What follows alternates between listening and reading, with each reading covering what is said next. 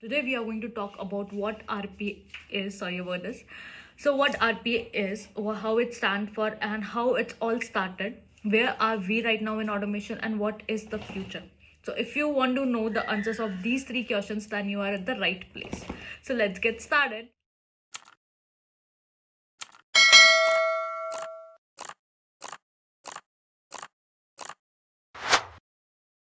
So RPA stands for Robotic Process Automation. Let's understand each word. Robotic means anything which can mimic human actions is known as robotics.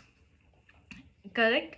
And process means sequence of steps. When I talk about sequence of steps, it can be switching on the light, switching on fan, making of tea. Okay. Now if I ask about who all knows how to make a tea, correct, we all know make a team. There might be difference of steps made, whether if I'll take an example of making a green tea, you need to take a cup and then hot water, and then you need to have a green tea. Some other people might be just make it another way. I think see same only, but yeah, just I'm giving an example. See, steps can be different, but like ultimate goal is same. Okay, anything which have some sequence of step is known as process.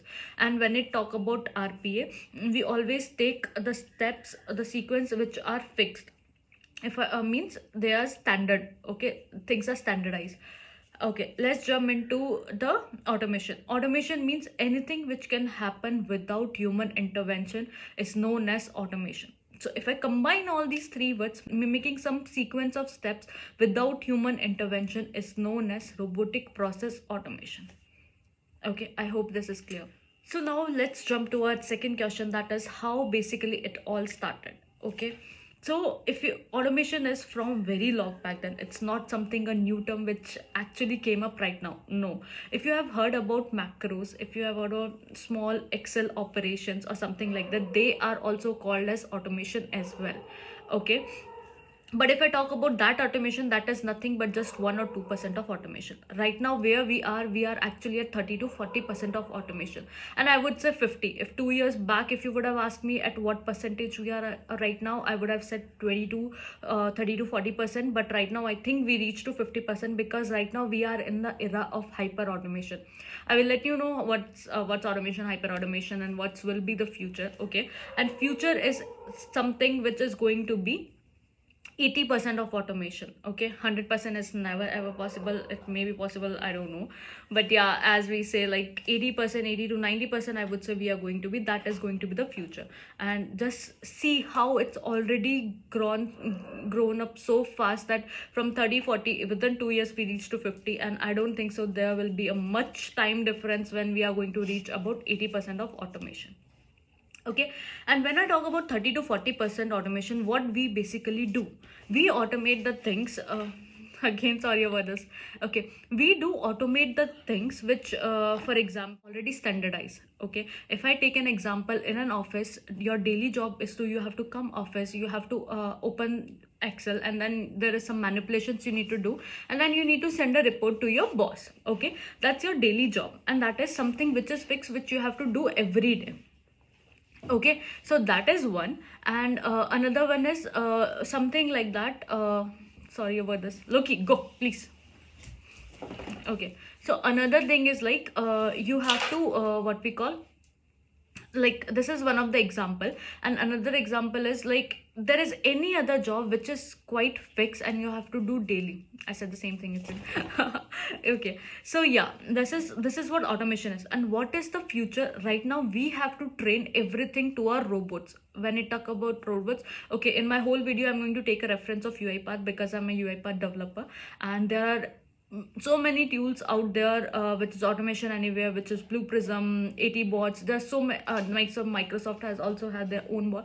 So there's so many like robots are there, but they do all the same things. Whatever the examples I'm going to give in the reference of UiPath.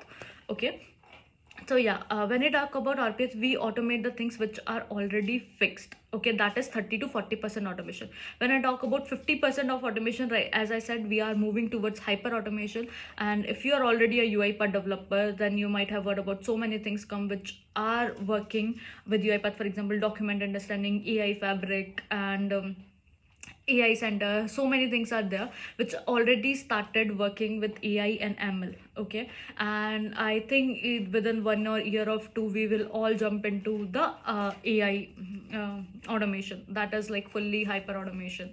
And future, if I talk about right now, we have to train the robots. At that time, maybe robots have that knowledge, that capabilities, that much of data that they can easily understand. Okay, I like this example which I used to give to everyone whosoever asked me. So I hope that will help you guys. So for example, I have a straight road. I'm standing here. I have a straight road out there. Okay. So if I train my robot, it will come here. You need to go and then take right and then take left. Okay.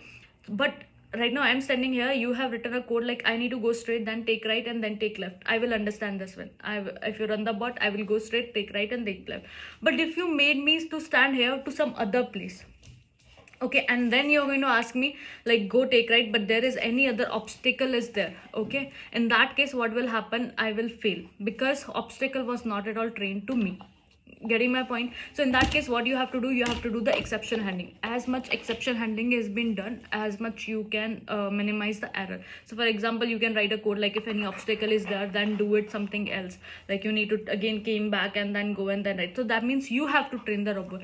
Maybe in future your robots will be smart enough, if any like they are basically trained enough that if any obstacle comes to the picture, then I need to like come back and then go straight and then take right and that take left. Okay, so that is all about the future automation. And trust me guys, I think that time is no longer back then.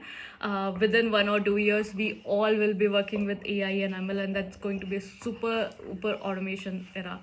Like still waiting for it.